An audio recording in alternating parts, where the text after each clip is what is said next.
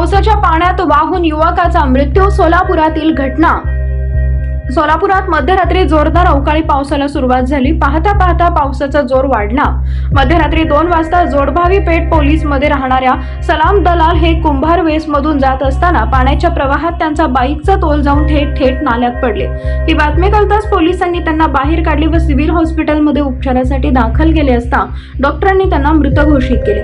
नाल्याच्या बाजूस बॅरिकेड्स न लावल्यामुळे त्यांचा नाल्याचा अंदाज त्यांना आला नाही. त्यामुळे त्यांचा मृत्यू झाला असल्याने त्यास जबाबदार असणाऱ्यांवर कारवाई झाल्याशिवाय मृतदेह ताब्यात घेणार नसल्याचं मृतांच्या नातेवाईकांनी सांगितलंय.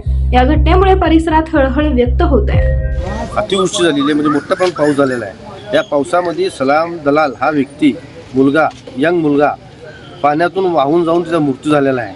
हे पूर्ण जबाबदार प्रशासनाची आहे. कारण त्या कठड्याला नाल्याला कुठलाही सेफ्टी गार्ड नाही आहे, सेफ्टी भिंत नाही आहे, कुठलाही अँगल लावलेला नाही आहे. तो पूर्ण ओपनच होता. अंदाज आला नाही, वाहून गेला, तो मृत्यू झालेला आहे.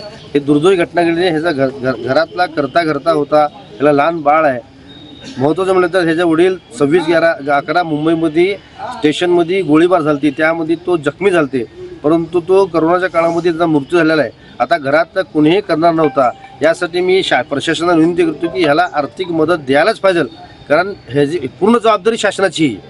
कारण तो व्यक्ती आता एकच माणूस करणार होता घरात. त्याचे वडील तर मयत झालेले आहे. ह्याला लहान बाळ आहे, आई आहे, बायको आहे जी घरामध्ये. यांना बघणार कोण नाही. आता ह्यांचं घर उद्ध्वस्त झालेलं आहे. यासाठी मी विनंती करतो प्रशासनाने की यांना जास्तीत जास्त आर्थिक मदत मिळावी. जिल्हाधिकारी साहेबांनी ह्याच्यावर सखोल चौकशी करून ह्याला जास्तीत जास्त निधी मिळवून द्यावी अशी आमची विनंती आहे.